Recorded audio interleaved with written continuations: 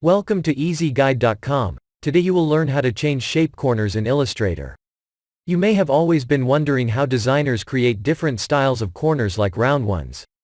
As we usually see them in many designs, and the rounded corners are always impressive.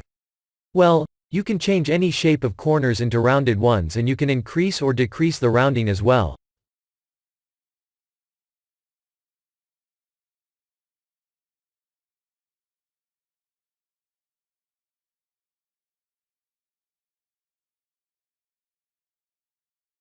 Let's take a look at how to edit corner radiuses more quickly and easily in Adobe Illustrator.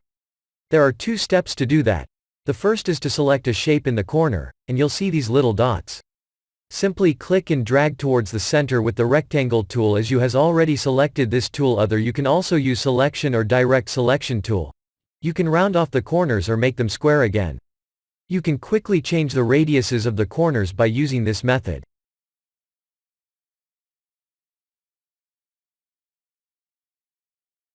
Another option is to select the shape.